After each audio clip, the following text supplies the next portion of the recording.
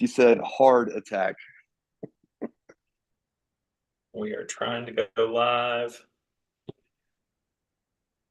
I'm going to try to remember to look at comments. Yeah, there'll be a few, I bet. Looks like we're live.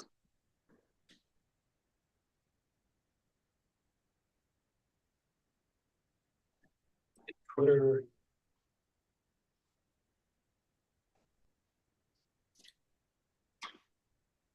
There we go. Got the box score. All right, you ready? Yep, ready.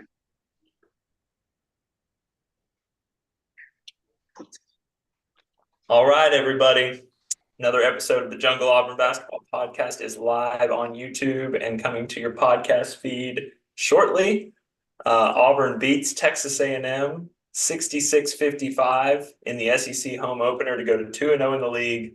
It was a close game. We've been waiting to see how this team would respond. They still end up winning by double digits, but if you watch, you know it was a really tough battle. Auburn had an 8-point lead at halftime, and A&M does what A&M does: physical, rebounding, toughness, grit. Mm-hmm.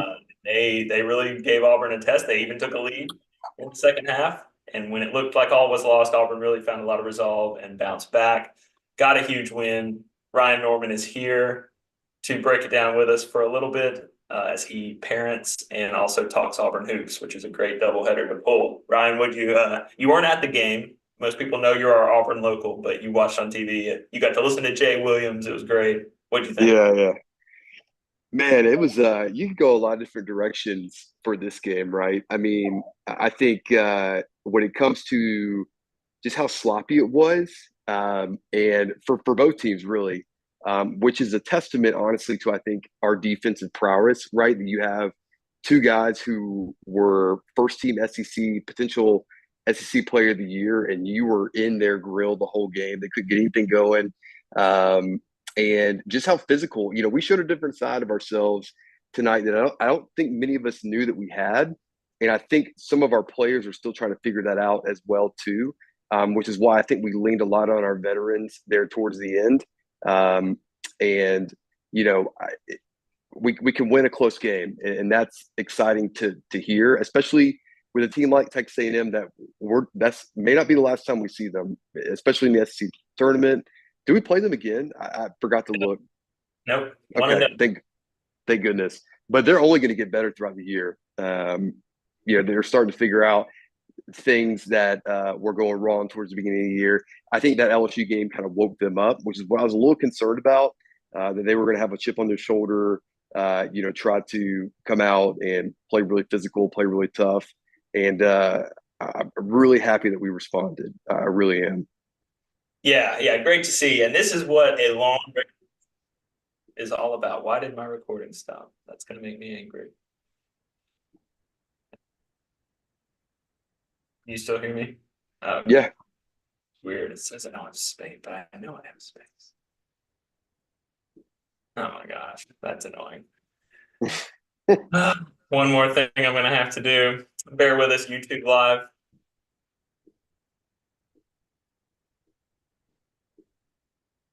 Sure.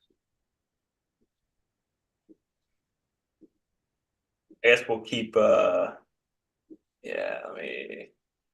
let me buy me a minute or two here. We'll save MVP for when I can get this rolling again. But for those who are checking in, 8 of you, shout out Pocket Watch, the Canoe Man, Flex Machine. Everybody's lit about that Jalen Williams 3 still. Ryan, what do you think about the offense has been so good this year, but then struggled against a really good A&M team. What did you think about the offensive end? Yeah. I honestly, as frustrating as offensive was, I think I was actually pretty pleased with it at the end of the day because we showed that we can move the ball. And, in previous A&M years, the ball stuck, with whether it's Wendell or, in some of those games where the ball just stuck because we couldn't figure out what they were running. The ball was constantly kind of moving with us tonight, which was really, I think, exciting to see that we had the ability to move the ball. and so yeah, there's a lot to work on. I mean, turnovers were brutal, especially some of those drives, and there were some really questionable denied passes there, and I think Bruce really laid into him about some of those. But look, you can only take that stuff and work on it. You know, we haven't played a team like that all year. Um, so to come out with a win and still be like that on offense is, I think, really impressive, honestly. All right, let me try this again. Okay. We're back on the pod feed. If you heard a little audio discrepancy, apologies. Had a little technical issue, but we're back good to go. So let's talk about, man, so many things to talk about. Let's talk about MVP because I'm in control of this pod, and one player that we may or may not have had a trial of lately had a really good game. Jalen Williams, man. Not only people are going to look at the 22 points, 8 rebounds, perfect at the line, 3 assists, 1 turnover, but he had to play 35 minutes. You could tell he was worn out in the second half, but Chaney was just that much of a struggle tonight. What do you think about Jalen? Yeah, I mean, Jalen's MVP all day, just with the way that he was. I mean, he was our veteran that pulled us through. I mean, we have seen a Jalen that I think we've all wanted to see consistently for a very long time, and he just came out there and really willed us to victory there towards the end. I mean, some of those slip screens they designed for him were beautiful. And when we needed that shot at the end, he delivered. I think it's funny. The whole game we were talking about how are we going to hit shots? We're going to hit shots. They're going to fall. They're going to fall. Well, they never really did. And so the one shot that we needed to fall was Jalen's there at the end, which was obviously kind of sealed the deal there for us. But I mean, MVP far and away, and I think he's our guy going forward. That's going to. I think we've always said Jalen carries this team, and he carries previous teams as well. So You said, like you always said with Wendell Green Jr. is like, man, it seems like we go as he goes. And I think that's maybe the best comparison with Jalen. Like, I don't think Jalen's the best player on this team. I think he's a really solid second or third best player. But man, he does so many little things well. And it's the passes, it's the unselfishness, it's the tipped balls. Like he was in there. I was really proud as somebody who's watched him now for so long and liked his game. He was gritty. He got in there and tipped some balls. He got some tough rebounds. He played really good defense for the most part in the post against some big dudes, and then just having the calmness to step back, hit the dagger, and again, 35 minutes, 1 turnover. He was asked a lot of tonight, and the nice thing with our limited minutes so far this year is that when you need it, and this is a game you need against a team that A&M hasn't been great this year, but you see the potential, you see the talent. This is a huge game to stay undefeated in the league, defend home court, and you got to ride your guys. And I think you made a great point about the veterans on this team. You saw flashes of KD Johnson just winning plays. He had 14. He was our second leading scorer on 14 on 8 shots. Just terrific. I thought he was great. I thought Trey Donaldson made a ton of great plays. If the scoring, he's 1 for 5. He had a bad turnover late.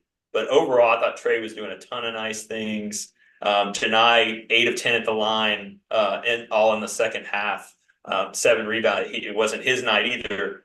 And the togetherness of that core group, I think, really carried the day.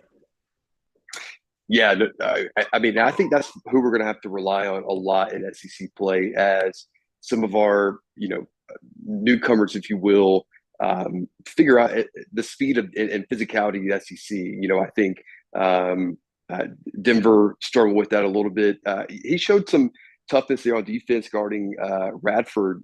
Every time he was in there, I was pretty impressed with him. But when it comes down to it, I think that core group that you were mentioning is going to be our kind of go-to there throughout the season when we need stretches there of calmness, of just toughness, and to finish out games. I think we kind of see, and also I think it also depends on the matchup too, right? Like Trey, just with his physicality, this game was kind of a perfect fit for him.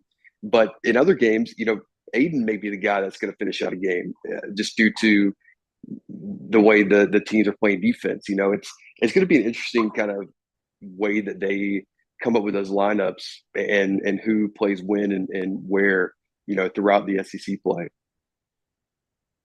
1 through 3, I think it could depend. I know people might look at me crazy about the three, but although I guess if Chad Baker Mazara is closing tonight, then he's probably the closer because he played really poorly most of this game. Really came back crashing down to earth after his terrific day, which is, again, he's new to Well, the SEC, but he made some plays late and he rewarded that decision, which is what I love to see. So shout out to him for that. well, and if you have Chris Moore in there, or you know, let's just go with an example of Chris Moore, right? Yeah.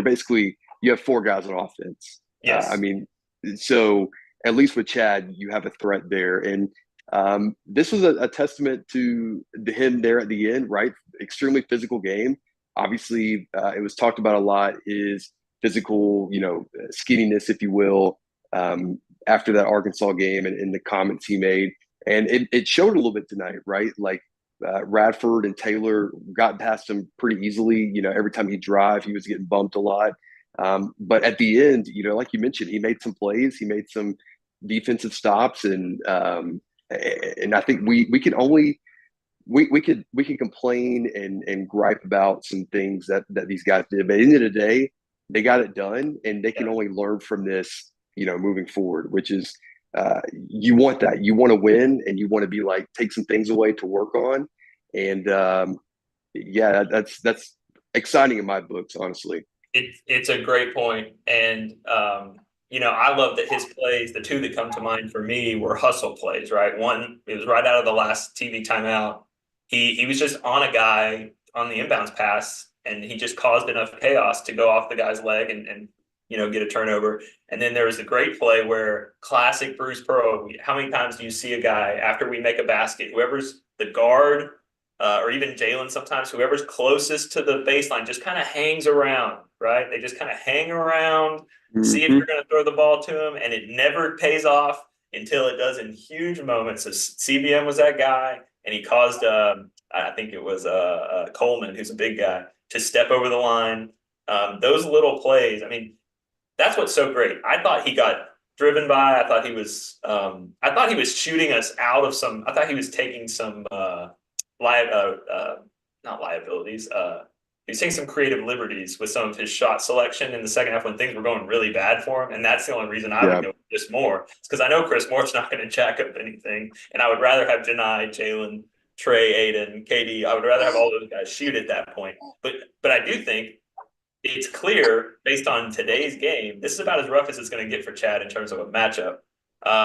He did well. He tried. He was really trying to stay in front of those guys, and he still was the closer there. So, but I think 1 and 2, you're right. Like Trey and Aiden, I think it's going to depend on the night, and then Denver and KD, I think it's going to depend on the night. And it's great to have like a veteran and a new talented guy at both of those spots that Bruce and the coaches can kind of just figure it out. And it seems like all four of those guys are okay playing about half the game. Yeah, it's what a luxury to have the Tasmanian Devil come off the bench there. Like, I mean, that was something else that we saw at KD tonight. Just the way he was flying around out there, the way he was getting to the basket, and you can only use that so much, right? I think that's why we didn't see him in long spurts, right? Maybe I think look to see how many minutes did he play. Who are you That's talking about? pretty. KD, um, 21. it, 21. Okay, that's more than I thought, honestly. Yeah. It felt like there were long periods of times where he just wasn't out there, but yeah, at the end of the game, we needed that downhill driver, which is that's where he comes into play, and he's so effective at that this season. Katie giveth and he taketh away, right? And I think he's giveth more this year than ever. And that's what we were seeing towards the end of last year. And it's carried over. And, um, that's such a luxury to have that, right there off the bench, especially in these type of games and in this type of environment where that's needed off the bench to bring a spark and to bring some energy into the game. Well, I want to talk more about players and stats, but I got to give a couple of shout outs here. Ben's giving us good info. He's not on, but today Bruce's tied for second all time in Auburn basketball wins with Cliff Ellis, who we just got to interview recently. You can check that out. So Bruce is climbing the ranks. If Auburn has a really good year this year, then Bruce could be your all-time leading winner for an Auburn basketball coach by the end of the season, which is pretty cool. The other thing I have to point out, I'm so glad other people noticed this. Shout out Farm Data. I had the same thought. He said in the chat, with 158 left, after CBM made that great play to force the turnover, for some reason, Auburn has 20 seconds on the shot clock, not 30. So, Ryan, before I rant about this, you don't know of any random rule. It's a turnover. It should be a 30-second shot clock, right? I mean, this is the first time I'm seeing that, so we'd have to go back and. It happened. I saw it. Farm Data saw it. The canoe man said he thinks it was a mistake. Now, so when you've watched enough basketball and you're paranoid like I am, I'm over here yelling like, "What? No, that's 10 less seconds we can burn off the clock. Up 5." You know. So that was Mhm. a mistake. Jackson wanted us to make sure to point out the refs had some weird issues with baseline placements and some weird. There's just It's any weird. games with A&M are always weird. You know, people might have forgotten the 39 free throw attempt game last year. I had until they brought it up. Ugh.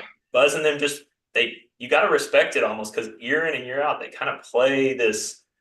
I honestly think it's kind of like what people feel against Auburn. It's just a unique team and style and culture to play. Yeah, and I that's why people were talking of, oh, they lost to LSU, we should, which is crazy that we covered, honestly. I didn't think we were going to cover at one point there, which was, I believe, 7.5. It closed at. I think at one point it was 9.5. But you got to respect those type of teams. And look, they're going to make some noise at some point, in conference play. I know they're 0-2. It's funny.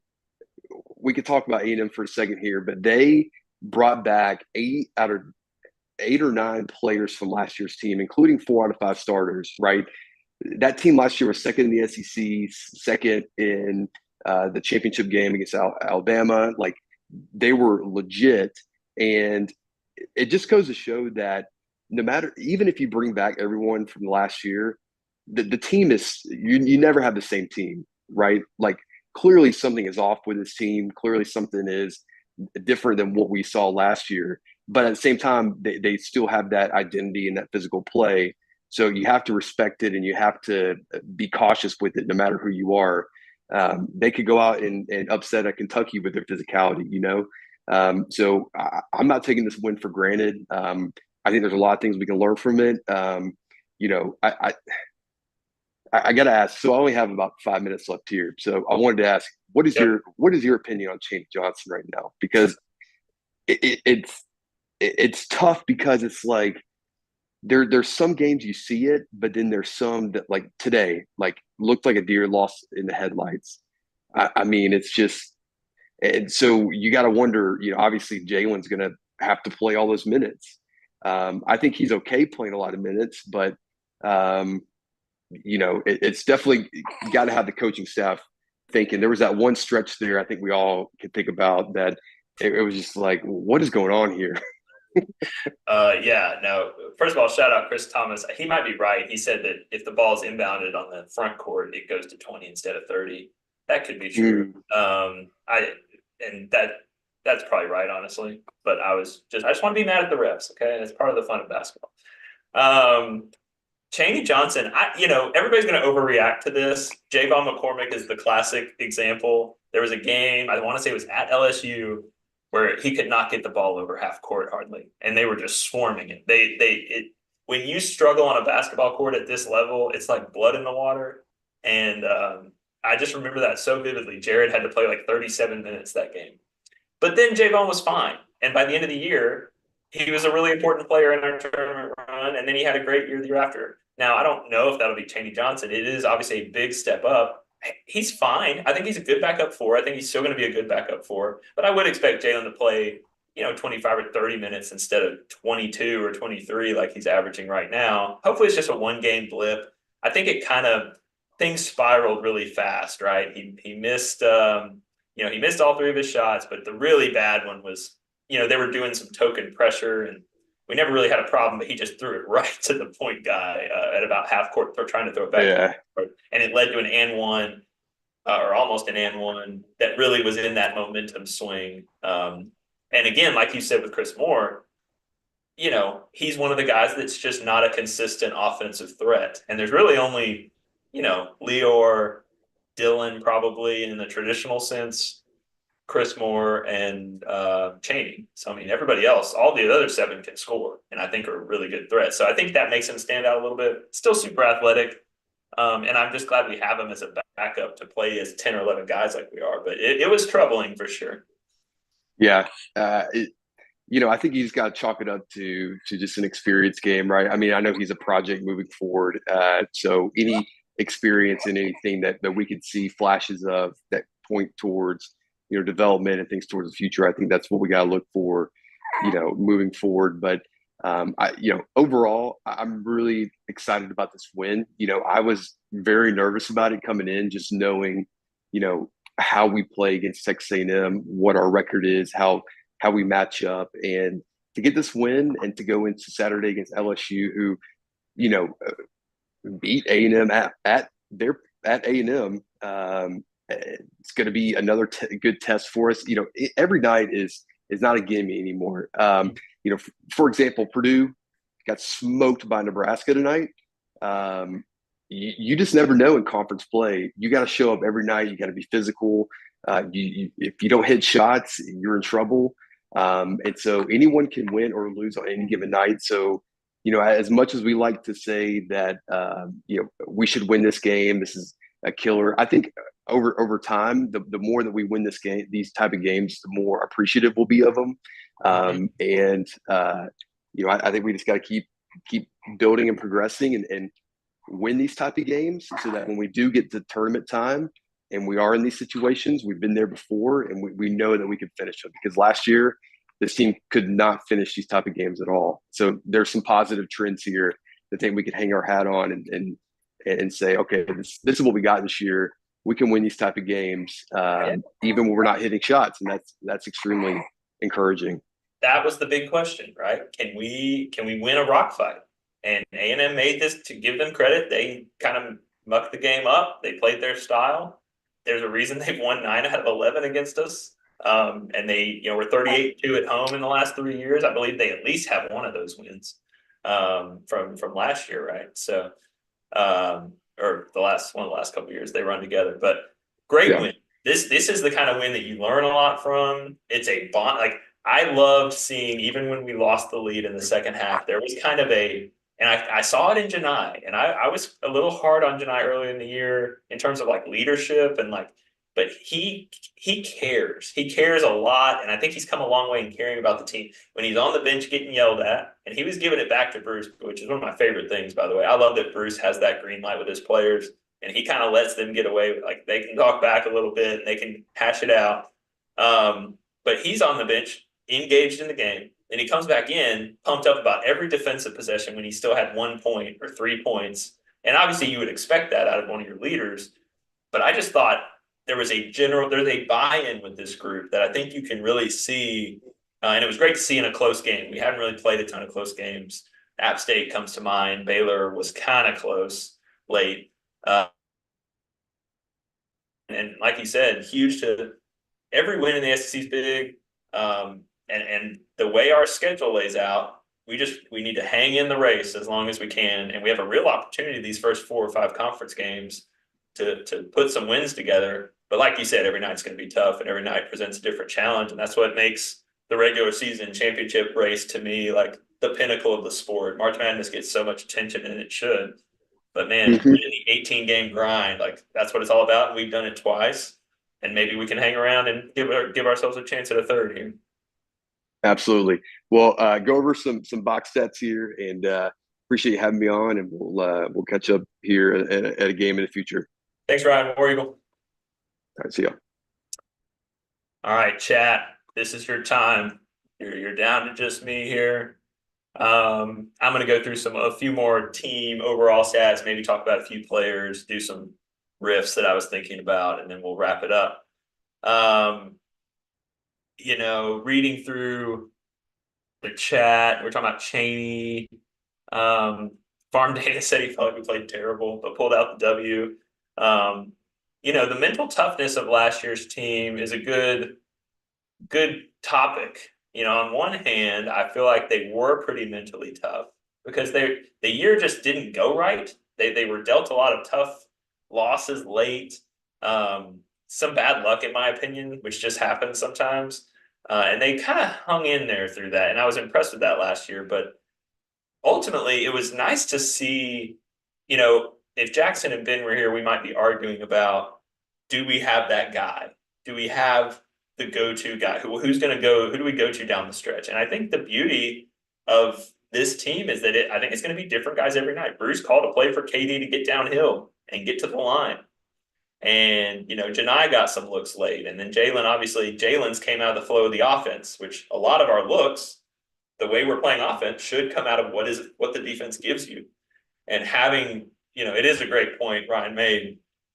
Even if Chris Moore is maybe a more solid, reliable, not going to shoot you out, not going to maybe make as many potential mistakes on both ends, he's not really a weapon offensively right now. And maybe that's where Chad Baker-Mazara just has the edge. Let's see. Team stats, Auburn shot poorly at 39%, but A&M shot worse at 29%. We actually outshot them from 3. We were 23%, A&M 16%. Ben loves 80+% free throw nights, 81% for the Tigers. Janai Broom, I mentioned 8 for 10. Just a lot of key front end of 1-and-1s, key free throws when things were looking pretty dicey. Great job by him. We talked about turnovers. I think turnovers are an important thing to discuss here. A&M got their season average of 19 offensive rebounds. Okay, they're number 1 in the country. It was really impressive to watch. But how do you counteract giving up 11 extra possessions, basically, on the offensive glass? You better turn them over. And Auburn won turnovers 19-12. The second half, we were all disappointed, right? This team has been so good at taking care of the ball. They had 4 in the first half. They ended up with 8 in the second half, but they forced 11 in the second half. A&M, especially down the stretch, really struggled. And it just felt like our first shot defense was elite in this game. Like, they hurt us on the offensive glass like we knew would happen. But man, when we got in a stance and defended in man-to-man, I felt like we did a great job challenging everything. Pretty honestly, most of the game doing a great job defending aggressively without fouling, which is always the key for a Bruce Pearl team, in my opinion. First shot defense was just terrific. I thought everybody battled their tails off to make things difficult for Wade Taylor and Radford. Radford, man, killed us in recent years. And he was 4 for 13, ended up with 14 points. And how about the SEC Player of the Year, Wade Taylor, 2 for 16, 0 for 8 from 3. And they both played 33, 36 minutes. So I think our depth helped us. I think our defense helped us. I can't wait to hear who had the scout of this game. I thought we scouted A&M really well in the defensive end. So really impressed with all that. And turnovers are key for us. The other number we always talk about is assists. So 18 assists to 12 turnovers, 1.5 to 1. Ben will want more than that. But overall, that's pretty solid, especially when you consider A&M had 8 assists and 19 turnovers. That's probably where this game was won and lost. Auburn shared the ball, did what they do well. 18 assists on 20 made shots. How about that? 18 assists on 20 made shots. That's incredible. And that's probably the biggest part of the game. 14-3 fast break points, 6 blocks for the block party. We love to see it. Bench points continue to be a strength, 26-6. And Auburn gets a much-needed victory. 8 in a row, 8 double-digit wins in a row. I'm just thinking of all these things that they flash on the telecast, right? I believe Auburn, in this 7-game winning streak coming into today, had the averaging the most points in the SEC at 90. We know Auburn can win when it's in the 80s and 90s. Can Auburn win in the 50s and 60s? We get one data point tonight that says that they can. Really love the team, gritty effort, especially losing a lead at home. Credit to Neville Arena crowd, too. Students are back. Terrific atmosphere. And really, our fan base has gotten so much better. I think Jackson said this on a recent podcast, at picking the team up when you're needed and not waiting for Bruce to wave his arms around like a crazy person. Took like 6 or 7 years, but I think we've gotten there. But ultimately, our guys made plays, and they bounced back, and they showed a lot of toughness. I'm going to go down the list if you're watching on YouTube. Aiden Holloway opened us up with 2 threes to start the game. He was 2 for 6 from three. Those were all the shots he took. 1 rebound, 1 assist, 1 turnover. Pretty quiet, but obviously got us off to a good start hitting his first 2 threes. He's always a weapon. I'm not really worried about him. Trey ended up playing 21 minutes to Aiden's 19 tonight. Trey, I thought, again, in all the little things of the game, was really good. He hit a couple. I guess it was the only shot he hit, that tough turnaround two when we desperately needed it. 6 assists for Trey in 21 minutes. Thought his passes were great. He got us some easy looks when we needed them. And other than that late turnover, he got to close the game. He did a really good job. And he continues to kind of impress me with, he's just solid on defense. He's where he's supposed to be. And he was the guy who made the play in one of the key moments of the game. A&M got a rebound. There was a loose ball, going towards half court quickly. And it's just Trey in front of Radford. And Trey gets in there, hits it off his knee. It bounces all the way to the other side. It's Auburn's ball. Little things like that, man. Those are just winning plays. Talked about Jalen, our MVP, officially crowned 22, 8, and 3. Y'all know what I expect from Jalen. He's a terrific player. Great to see him. I said earlier in the year when he was struggling, just wait, he's going to win his games. And he really carried not only a minutes load tonight, but just a responsibility load on both ends that I thought was really impressive. Jackson loved that he was attacking, getting downhill, getting some tough twos, getting some easy twos, like Ryan mentioned, off some really nicely schemed plays that our staff drew up. But just really solid effort. And I'm really glad this is a Tuesday night game. So Jalen, has an extra day to get ready for Saturday. Janai, 0 points in the first half again. I don't think there's anything systemic there. I feel like part of the problem with having 11 guys play in each half is that there's just going to be halves where guys aren't, they're not loud. Jalen gets yelled at all the time for not, popping enough and being active enough. It's tough when you're playing 10 or 11 guys and there's only one ball to go around. But Janai just showed he's just matured a lot. And to be able to handle the first halves like he has the last 2 games, and he's playing winning basketball, his free throws, that's great. And honestly, this is just not a great matchup. They had some big bodies inside. We could have forced it to him more. We probably should have, but really happy with him. Chris Moore continues to struggle. And it's not so much points, right? He's a good defender. He did a great job on perimeter defense like most of our guys did tonight. But just some not finishing at the rim, some lack of confidence there, it seems like. Maybe not trusting himself a little bit. He's kind of become our starter for the halves and then not much else. I thought he might have to play some backup forward tonight when Chaney was struggling, but we didn't end up doing that. Jalen just played the rest of the game. Denver Jones, really impressed with Denver on the defensive end. Really impressed with him. Like coming up from FIU, I think he's defending really well and really hard, and he seems to know where he's supposed to be. It was kind of a debate. KD played great tonight. We'll talk about him here in a minute. But Denver, I just really liked him on defense. And then he had 3. They had to all be just great looks from 3 that I just trust he's going to make. He's one of our top 3-point shooters. Didn't hit him tonight. But 0 turnovers, 19 minutes, and defended well. But KD got the edge on the minutes. He got to finish the game, and it was well earned. Fearless out there. God, man, how many steals? We only had 7 steals. He had to have 4 of them. I mean, I don't have the steal number in front of me, but KD just continues to make things. He gets steals that no one else I've ever watched would get or create. Now, sure, when he gets a steal and he gets out on a 3-on-1 break, is he ever going to pass the ball to the trail guy who's wide open for a dunk? Probably not. But you know what happens right after he misses that? He forces another turnover on the next possession. And he does get out and do an in-game dunk, which we love to see from KD. Those have been rare until this year, but he's starting to get up and dunk some, which is great. 4 of 6 at the line, hit 2 threes. One of them was a big one from the corner when things were not going well. And again, that play at the end of the game, getting him downhill, trusting him to go make a play. Great for his confidence. We've seen him win games for us single-handedly late. I don't think he gets enough credit for that.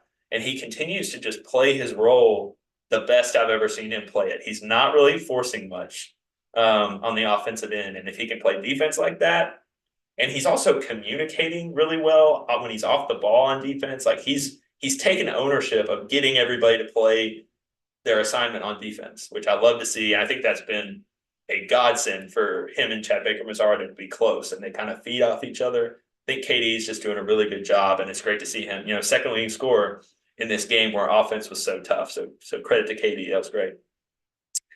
Trey, we talked about. Chad Baker-Mazara, we talked about. I know I'm kind of like a broken record on CBM, but he's playing so well. He's been a revelation in a way. I actually agree with Jackson that he's not going to be what he was on the Arkansas game every game. That's not realistic.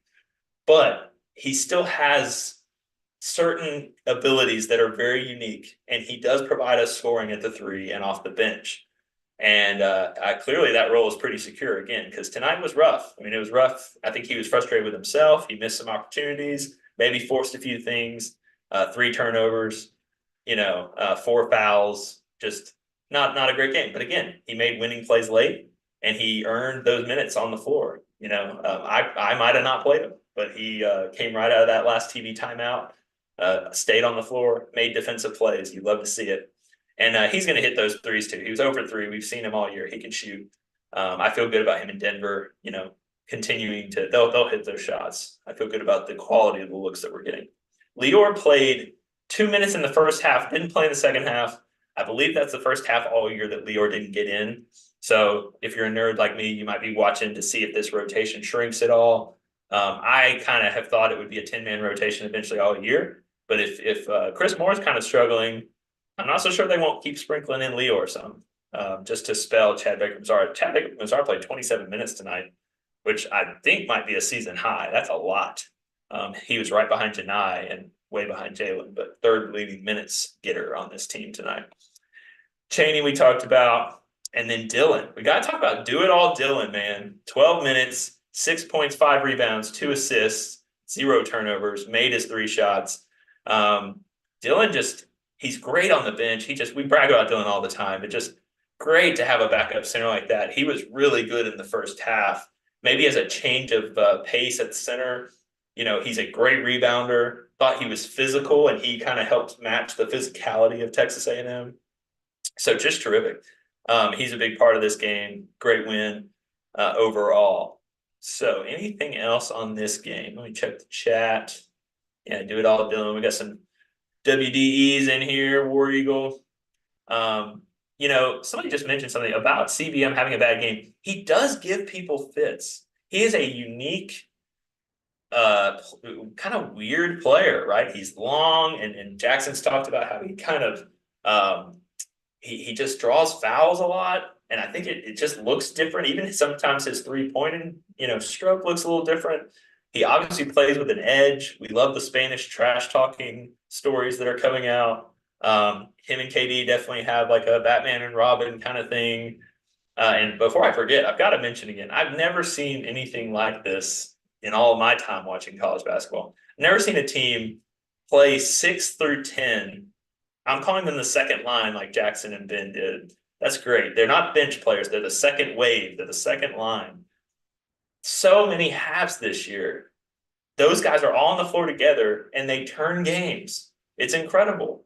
I don't know if I've ever seen a team have all their starters out within 4 or 5 minutes of a half, and we're down, and they just lock in defensively. They played like a 4-minute stretch there. I think Jalen came in for some of that, but it was mostly the bench guys. 4 minutes, they gave up 2 points, and then they created some offense to get us back in the game. I think we were down 9-6 when they all came in. So just really impressive. Curious how, Farm Data says, how do you get half a rebound? Unless we're talking about averages, I do not know. You're right. Dylan, Mr. Beautiful says Dylan's field goal percentage is unreal. Yeah, he just doesn't force anything. I love it. Dylan's had some really athletic plays too. Like I think the Arkansas game, nobody covered him, and he just had a straight line drive from the 3-point line. It's amazing. He could throw down some great dunks, and just again the physicality. He got some terrible foul calls. Can we just all complain about the foul calls in the second half, where it just felt like it was one of those games where it's so physical, and then we're calling these ticky-tack fouls where Dylan's straight up. It drives, I don't know how coaches do it. It drives me crazy if I was on the sideline having to watch that. So anyway, Auburn's 2-0. Let's take a look at the SEC updates. We played the late game, so we'll be able to see everything through the Tuesday games. Give me a second to pull that up. I got to tell you guys, I thought this team might be a, bubble slash good medium team. I've said I've been more impressed as we've watched non-conference, but continues to kind of, I don't know. I just continue to be more and more impressed with the potential of this group. We know their metrics are great. Top 10 in net and KenPom. I believe they're top 9 coming into this game in offensive and defensive efficiency, according to KenPom. Pretty amazing. So I'm, we've talked on this podcast before about ring chasing. I'm kind of getting in ring chasing mode a little bit. Why not? We're 2-0, and let's just see how long we can stay in the race. And then if we get to the end of the season, we host Kentucky. That's the only time we play Kentucky. We go to Tennessee. That's the only time we play Tennessee. You never know. Little old Auburn might mess around and do some things. Let me share this screen. Tonight's games, Alabama, big win over South Carolina. They were only up 1.5, but then just annihilated them in the second half. So Alabama goes to 2-0. Kentucky goes to 2-0 with a home win over Missouri. LSU goes to 2-0, surprisingly, with a win over Vanderbilt, and then Auburn as well. So if we go to the standings, this is, midweek. There's still other teams that have to play, but 6 teams haven't lost yet. Auburn, Kentucky, Alabama, LSU, Georgia, who's 1-0, and Tennessee, who's 1-0. Let's check the schedule to see who's playing tomorrow. Tennessee goes to Mississippi State. Georgia hosts Arkansas. So that'll be interesting to see if Arkansas can bounce back there. And and then Auburn we'll look ahead to Saturday real quick since that's Auburn's next game. Auburn is going to host LSU at 5 o'clock Central Time, 6 o'clock Eastern in Neville. Surprising 2-0 LSU team. So Bruce is going to have to get, it's going to be a different kind of game. I admittedly have not watched a ton of LSU. Holding home court, obviously key in any, race like this. That's going to be massive. Kentucky, by the way, on Saturday goes to Texas A&M. So that might be one to watch. That's on Saturday, early afternoon. Really excited about this team.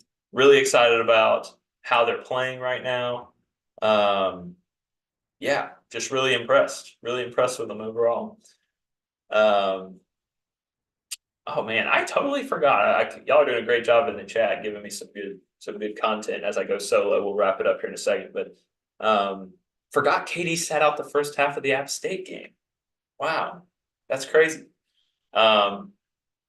It's funny how things like that, if things go poorly, you never forget that. But Auburn's been playing so well lately that I just completely forgot. That did seem to throw some weird vibes into that game, if I recall. I remember noticing that as well. Anyway, this has been great. I will let everybody know that there is an interview that is going to be happening tomorrow with an Auburn basketball coaching staff, current member of the coaching staff. Be looking for that. That interview will be out in the pod feed sometime soon. So we're excited to continue our interview streak there. Somebody we haven't had on the pod before. So that'll be your hint for this episode. Great win. War Eagle, everybody. I will hang on the YouTube live for a second after we close the podcast recording. But for those listening, thanks for listening to the Auburn Jungle podcast. Definitely subscribe.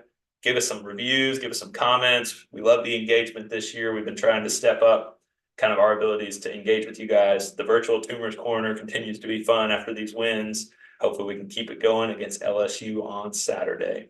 War Eagle.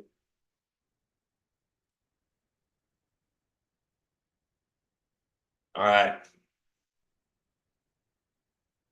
Podcast is over. It is Ira Bowman, Canoe Man. It is. So that is the plan. We're going to get to interview him tomorrow. I believe Jackson's going to take that. So, and we've all put together some questions, and I'm excited to hear what he has to say. Really appreciate you guys jumping in. It's been fun. Tell your friends. This is Jackson's, baby to try to do these live things. Not as much my scene, but I really enjoy getting to hear everybody's thoughts and opinions. This team is so fun to watch. If any of you are going to be at Auburn Vanderbilt next Wednesday night, I'm going to be there with my dad and a couple friends. Feel free to. I'm actually, I guess, not on social media. Hit our account up, the Jungle Auburn podcast on Instagram, Twitter. If you're going to be there, definitely, would love to meet you guys. And man, I'm so ready for us to win more consistently at Vanderbilt's weird, Coliseum. I really hope that happens. Appreciate you guys. Definitely look for that Ira interview, and we'll be back Saturday with another episode. Glad we pulled this win out. It was a big one. I'm glad we got tested a little bit and we saw what this team is made of, and they can win some different ways than maybe we thought. Take care, everybody.